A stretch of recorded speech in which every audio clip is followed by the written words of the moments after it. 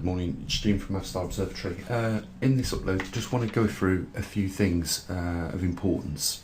First of all, you may be aware of the QAnon Facebook page that was dropped with 200,000 viewers on there, and it's just the reality of the times we're in, where at the flick of the switch somebody can just disappear your account on whatever platform it is. You might have seen about a week ago on mainstream media that in Congress, I believe it was, in America, there were the four largest company directors arguing their case for not controlling their markets and not being competitive in allowing other new companies to emerge in that platform. And we're talking about these four biggest companies that you're probably using at least one of them for any given day of the week. We're talking about Google, Facebook, YouTube and Amazon.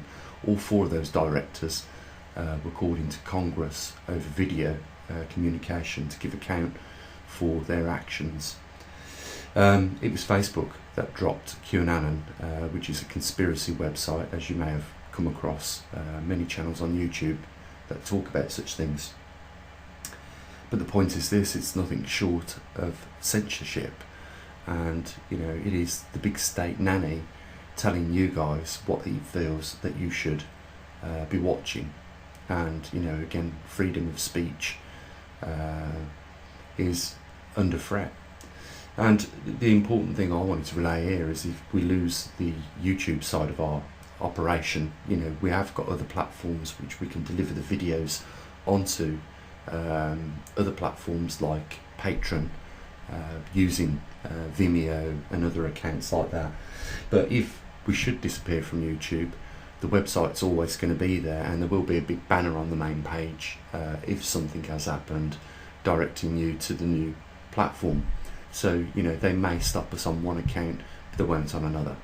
The other important thing is we're going to be putting together, starting tomorrow, a specific page on this website. So the main thing is that you do have a link at least to this website, poleshiftnews.com, and then we can continue business as usual. But we're going to put up a specific page which is going to give a multitude of information regarding the Earth's health at this period of time, which is also going to cover things like CO2 in parts per million. It will be very simple for you to go down to the specific part on the page, what you're interested in, and have a look at it. But the point is this: is we're going to archive every week the changes in these things. So CO2, atmospheric oxygen levels, the position of the magnetic North Pole, the magnetic intensity in Hong Kong, Arizona, Australia, etc.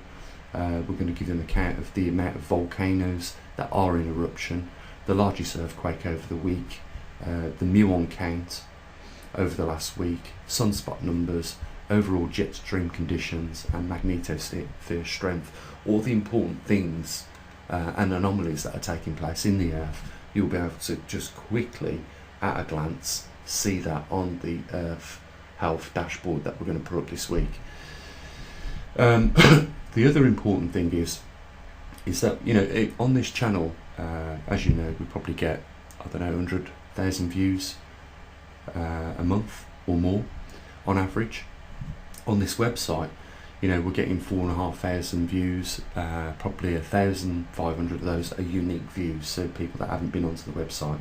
Every week, around about 1,500 of them come on and check out the data that we've got on there. Where was I going with this? In simple terms, we don't charge for the website and the information on there, and we don't charge people on YouTube either. So we're not charging anybody, but what we are asking for is for some people to support the work in which we do, because as you can imagine, in this world and in this day and age, nothing comes for nothing. And we do provide a lot of information. We've got to understand that there's a lot of work that goes into building a website and keeping the information up to date every week. So we are taking it just a little bit further from tomorrow. Instead of waiting till the 17th just for the position of the magnetic North Pole, we are going to make a regular weekly update on all the other anomalies that are taking place. And the good thing about that is it'll be archived, so if you want to know what is changing, you'll very quickly be able to go through the archive and see 6 months ago what was the condition of any one of those anomalies. That's what we're trying to aim for. We're always trying to make this website a one-stop shop. And I just want to say, I think, to date where we are, we've not just provided information. There's a lot more that goes on behind the scenes here. There's a lot of electronics, a lot of programming of the electronics and distribution of those, and keeping the information coming from the locations that we've got around the world. So, there is a considerable amount of work that takes place, and I know it's easy to take that for granted when you see it just, slapped up there on the website. There's a lot of hard work that goes on behind it, and it is important because we are a public funded observatory, that the public continue to fund us, and we get revenue from different countries, different people, individuals that support us. But due to the current climate, things have slowed down a little bit, and what we want to do is just push it a little bit further and expand what it is we do at the observatory, and that is keep an eye mainly on the magnetic pole reversal, because that is the rarest event that's taking place right now, and I think it's very important because it affects climate on a different levels, and in turn affects ourselves when we go to the shops to buy these crops, which are slowly disappearing bit by bit.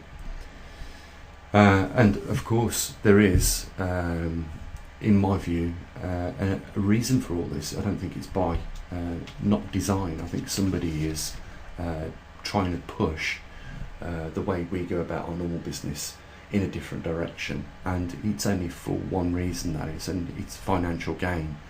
And as a result of that, our world is going to change. It doesn't seem that anybody has the willpower or the dedication to challenge these people at present. So for the short term, nothing's going to change unless it's a dramatic change. They are definitely, in my view, playing the game of slow boiling the frog, in the hopes that you'll be kept complacent enough just to keep saying to yourself, well, okay, this week the budget doesn't allow us to have that luxury, so we'll live without that luxury. Or if it's a steak that you buy and add to your shopping, it'll probably be changed for something cheaper than that steak. I think a lot of people are already doing this, but how far can we keep making these cutbacks before we are definitely pushed into the corner and we have no other choice? I think websites like this do pose a bit of a threat to these big organisations, in the fact that we deliver information. That's one thing that they want to control. So I think it's important that we hold on to the maverickstar Observatory and the information that it continues to deliver, and the only way we can do that is, even in a climate that we're faced with right now, is support the work that we do here. That's really imperative. So the two important things are, guys, if we do disappear off platforms like YouTube, you can come back to this website and there will be another link for you to catch up with us on our daily and weekly updates.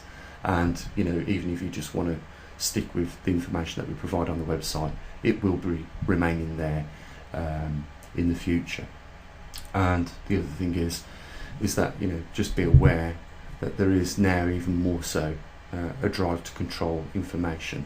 I just want to say, I really believe that this website and the information that we provide and our observatory has a future where it is doing a lot more than what it is today. Simple fact is that like a crocodile, we are slowly evolving over time, but things are gradually getting better and better. The beginning of this year we got our first muon detectors working. Now we have one out in the field. Soon we're going to have another one in the two hot spots of this world, Australia, where there's that creeping south magnetic pole coming up on that peninsula, and in the weakest intensity on this planet today, which is down there in the South Atlantic. It is in fact known as the South Atlantic anomaly. For that reason, it is the lowest intensity. So, my point is this, is that the first computer came out of a garden shed, a garden garage, and, it evolved to what it is today. And that technology has lent itself to other things. And I believe that our observatory can become a big player in the field of these anomalies that are taking place. And you never know, we could also, at some point in the future, I hope, have our own space program. That's, I would love to see that happen at some point in the future, and us become one of the mainstream organisations that provides data for the general public. And I think that we've started out on the right foot for this, in that we have never took corporate funding for any of our work that we've done, and we've always kept it publicly funded, and that keeps these big corporations from telling us what we can actually put out there with regards to information, even if it is sensitive, and it might not be something that the general public want to hear about because they feel it's offensive in some way, even though it's not. But some people don't want to know really about what's going on in their world.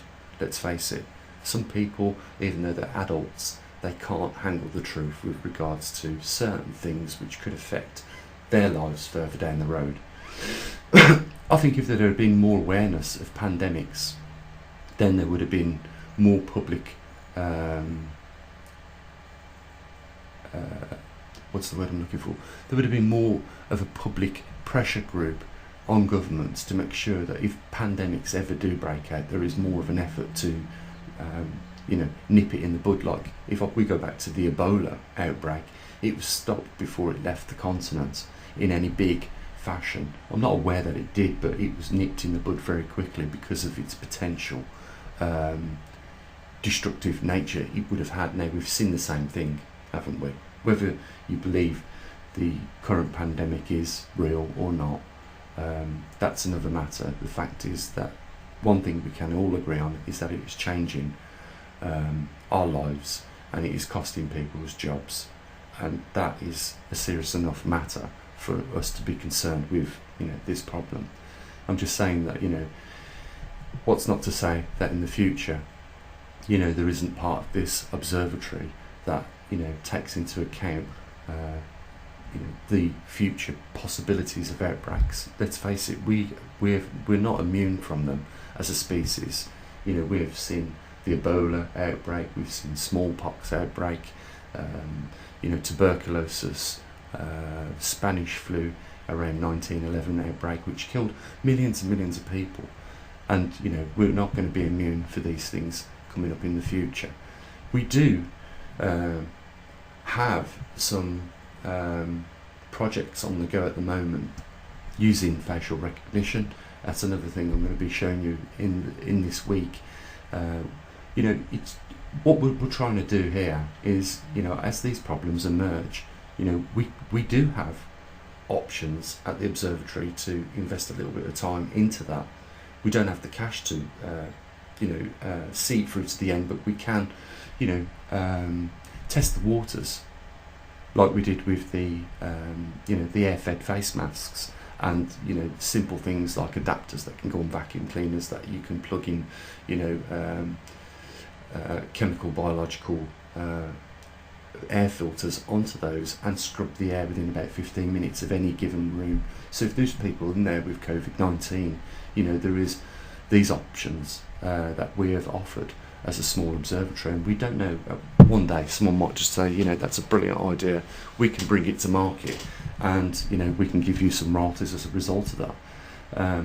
This thing with the facial recognition is using microscopics, stepper motors, and it is using a type of face recognition that will zoom in on specific viruses and diseases and identify them by a visual manner.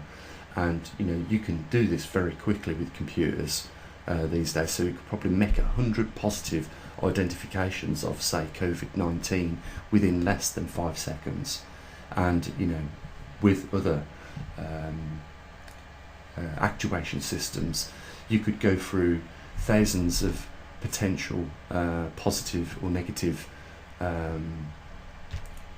cases very quickly and get answers. But at the moment, as you know, I think the fastest test is about 90 minutes.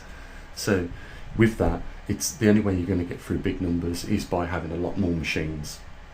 And that's just a thing that we do here at the observatory, and the only reason we do that is because we can I can use programming to drive electronics, and it really is endless what you can do with electronics. I mean, me and a friend made a boast one day that there's nothing that we cannot automate with electronics. You wouldn't need people as much as what we do in this day and age if you really went for the big push and try to automate everything. It is possible to do that, but the problem is every time we automate something, we take somebody's job away. Car factories are no longer labour intensive as they was 20 years ago as a result of commercialisation, trying to build products at lesser cost, and the only way that they can do that is by integrating more technology into these factories, and in turn using robots. And the sad thing is that this has gone on unlooked on with governments. They've not seen this happening, or certainly if they have, they've not addressed it. Simply, the matter is today is that we are still automating things at a growing rate, and we're knocking people out of work as a result of that. But the problem is when you take people out of their work, they're no longer able to compete in a monetary system, or if they are, they're having to do it from a platform of benefits of some sort. And a benefit salary is nothing really to live on. If you're in the modern age, and you've got children, you want to stay with all the latest gadgets and gizmos, and you still want to have a quality home. You want to have a reasonable quality of life for your labour. That used to be the exchange, but what seems to be going on is a complete disregard for the value of a job for life. We don't hear that no more, do we, guys? So I could go on, but you get the impression. So just want to say once more, if the YouTube channel goes down, head towards the Poleshift News website. We'll have another platform where we can deliver the video content. And the other important thing is that we keep this observatory publicly funded, and the only way we can do that is by people not being lazy, making the effort. I know sometimes you have to, if you click that PayPal link, you have to fill in your address and your name and your card details, but at the end of the day, you're supporting this little platform that is keeping you informed of the anomalies that are taking place. And that is it in a nutshell, guys. So there's a link down there if you want to help support us, if you want to become one of our patrons. The link is there for that as well. And the only other thing is stay tuned and be interested in the changes that are taking place in your world, because we shouldn't take it for granted. This is a unique planet that offers life for us to enjoy on this planet, and as a result of that, there isn't any other planet in our solar system that does that, or nearby within travelling distance at this point in time. So it is important that you show an interest in the health and the nature that is taking place on this planet, and we can be that one-stop shop where we provide the information on the changes of these anomalies on a weekly basis, at least from this point on. So I'm going to end the video here, guys. I wish you the best of the day. Look after your loved ones, and I will catch you up at some point later this week, and I'll say what I usually do. Bye for now.